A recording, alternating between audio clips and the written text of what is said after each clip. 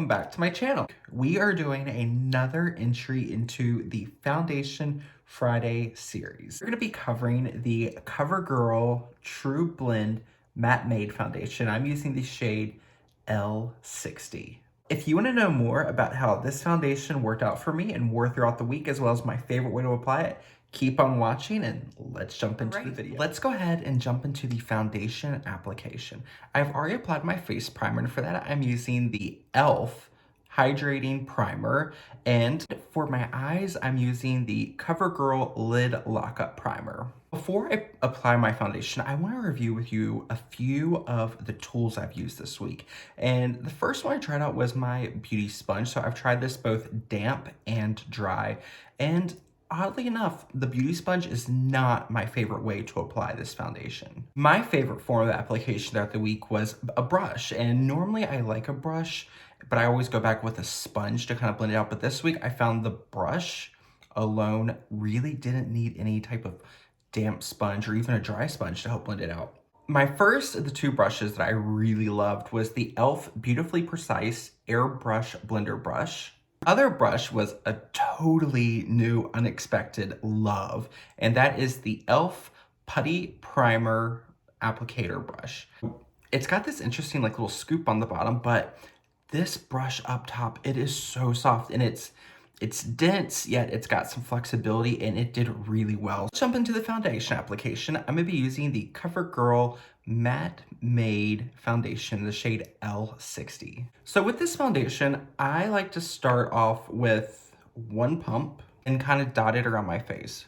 On the blog post, I was checking out the CoverGirl website for the ingredients that are in it, as well as what its claims are, because I classified this foundation as a matte finish with a light coverage. It's more of a natural matte finish. However, I feel like it has more of a medium buildable coverage versus a light coverage. And with the brush, I'm kind of doing like a bounce and kind of downward stroke motion. And then kind of right here, I'm not going to apply the foundation because I'm going to put my concealer there. And I really don't like to layer foundation and concealer under my eyes, just because the more product, the more texture. And whatever product is left on the back of my hand, I'm just going to pick a little up and go back in and add more coverage where I want it. I want to build it up a little bit more so I can show you how well this product builds. So we're going to take another, we'll take another whole full pump. Pick it up with my brush. Little hair wants to shed. And I'm just going to kind of stipple it in the areas where I feel like I want a little bit more coverage.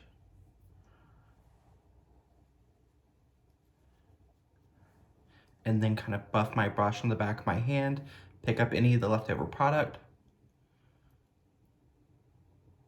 and just keep blending. Continue with that stippling motion. Kind of work the product in the area you want it. I have 2 layers of the foundation applied, and I feel like I have a pretty solid medium coverage. So before I go on with any type of concealer or any of my color complexion products, I want to kind of come closer and show you how this foundation looks on the skin. So not any type of emphasis on kind of pore size or texture of the skin. I really, really like how this looks. I want to show you how well these two products work in conjunction. So you will see this side I've already applied my under eye concealer, and this side I have not. So for the concealer, I'm using the CoverGirl Undercover Concealer along with the e.l.f. Putty Primer Applicator, and I'm using the brush side. L400 Classic Ivory is a really good skin tone match for me, but sometimes under my eyes I like a tiny bit of brightness. L150 Porcelain. Now, these two took me a little bit of trial and error. I was applying the darker shade that's a better match for my skin tone first, and then layering the lighter shade on top, because this shade's just way too light for me.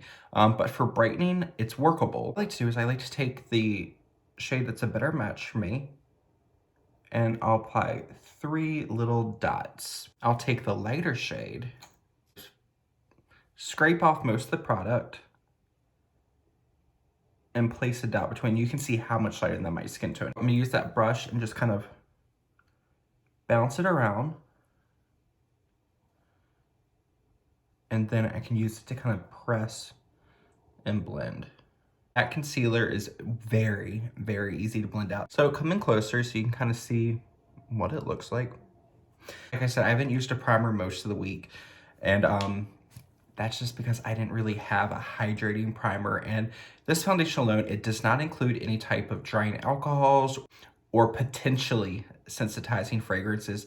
So I don't know if it's just the weather or what, but some parts this week, my skin was feeling a little dehydrated towards the end of the day. So I didn't want to do any type of my other primers, which are slightly more on the mattifying side from the drugstore. So on Amazon, I ordered the e.l.f. Hydrating Primer, and I've applied that all over today and under my eye. And this combination with the primer, this foundation, and concealer so far, everything's feeling very, very nice. I'm gonna finish off the rest of the makeup, and I'll be right back to give you some mini reviews and my final verdict after a week of wearing this foundation. So I'm back real quick because something very unexpected just happened.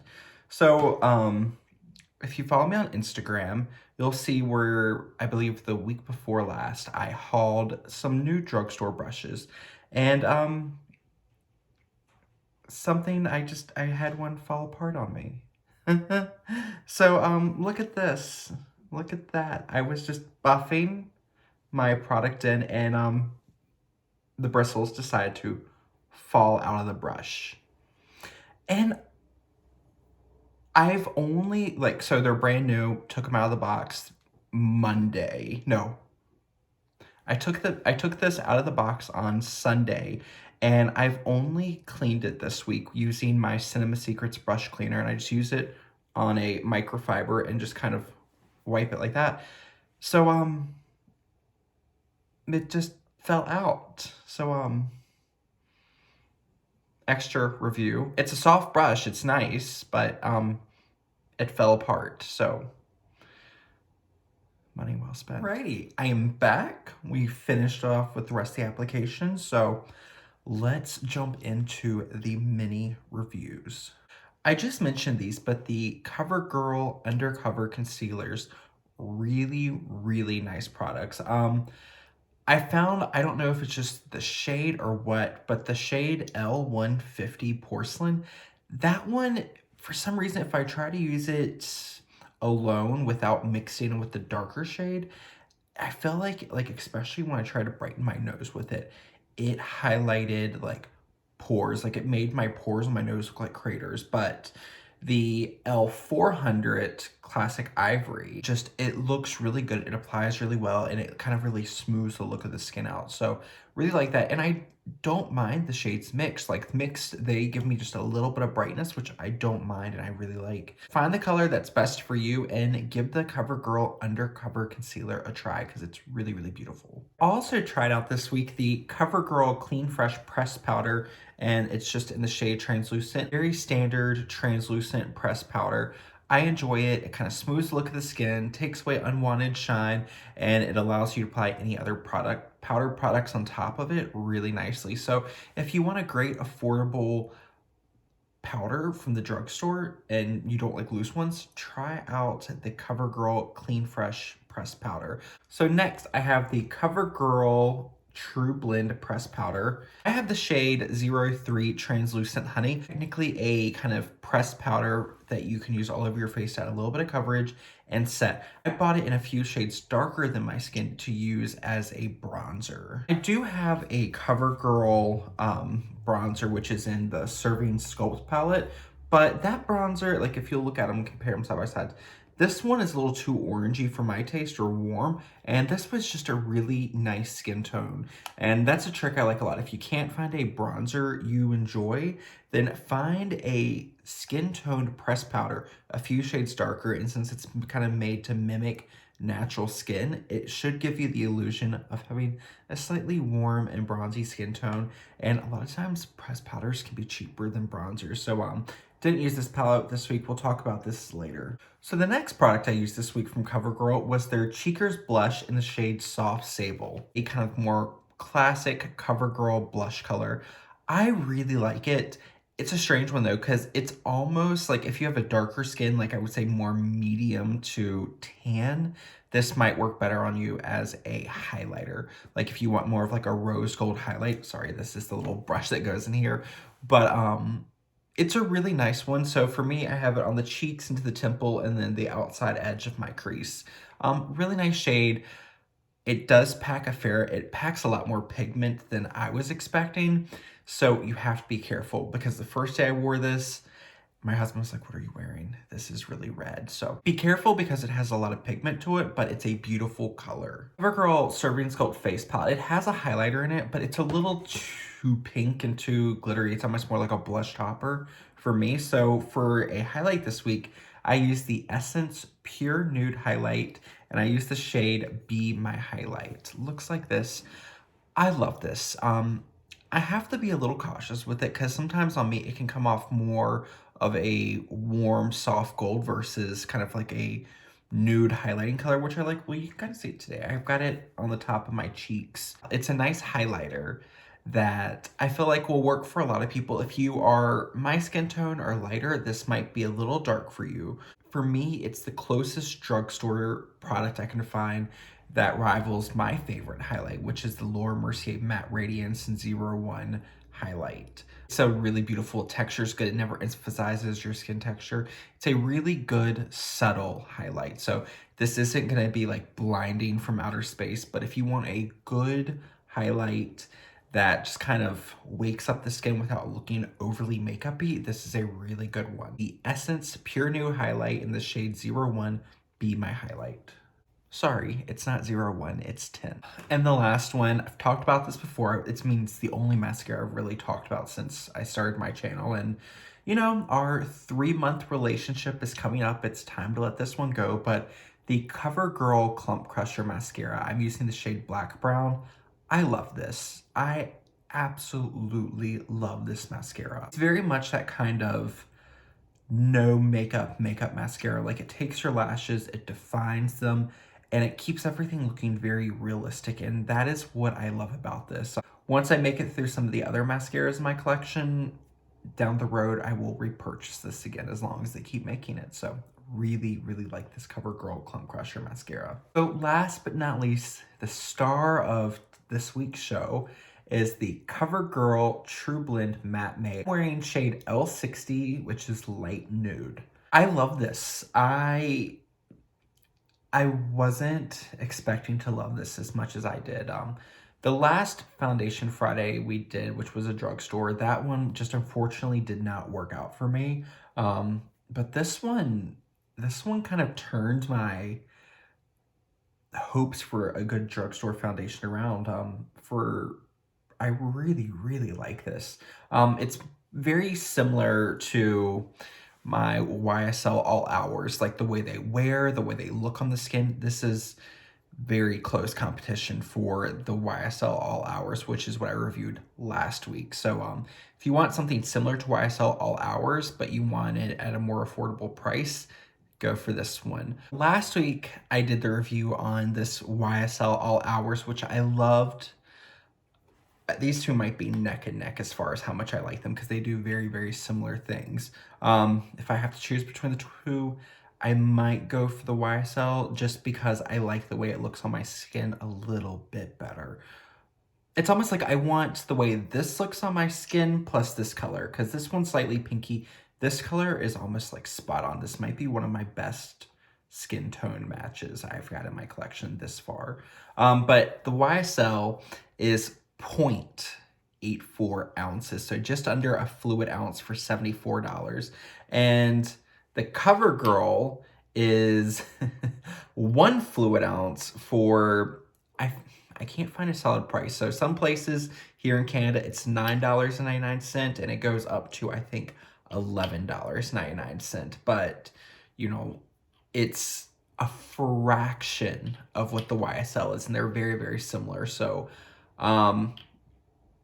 if you want to save some money or you want to try out a matte foundation, go for this one. And between the two, like ingredient wise, I definitely prefer the CoverGirl because the YSL has fragrance and it has alcohol. This one does not have fragrance or alcohol. So this might be a little bit more friendly to your skin if you have more normal to dry skin type or a dehydrated skin condition. You might like this one, or if you're sensitive to fragrances or you're avoiding fragrances, you might like this one. I have more information about my wear throughout the week fully documented on the blog post, which will go along with this entry, but I've been so happy. And this week, Toronto has started to reopen stores.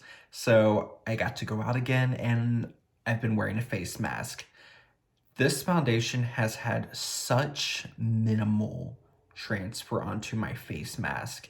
And that's phenomenal. Like most any time you have a shirt or a face mask touching your foundation, it's going to come off. And this one, after about 6 hours of wearing a mask on and off, just a little bit of the foundation removed right across the bridge of my nose and kind of like right through here where the mask was staying on my face. That was phenomenal for me. And that was something that some of the other foundations I've tested this far, I haven't been able to put to the test just because I haven't been anywhere to wear a face mask. So, yeah. And, I'm very, very happy with this foundation. And, this is one I'm definitely gonna be keeping in like my primary foundation rotation. And, I'm just very happy. And I think if you're looking for a foundation that kind of has a medium buildable coverage level with a natural matte finish, then you will most likely really enjoy this foundation a lot. This is going to wrap up this week's entry in our Foundation Friday series. I really hope you enjoyed this, and if you want to know more information on the kind of day-to-day wear, check out the blog post, which I will have linked down below, and I'll also have a full kind of description of everything that I have on today as well. Thank you so much for spending your time with me today. I really appreciate all the kind of love and support, and if you haven't already, subscribe to my channel so you can find out every week what new foundation we're going to be talking about. And check out my Instagram if you want to see more about the new stuff coming to my channel. The fun stuff to check out, and I will see you all on the next one. Bye!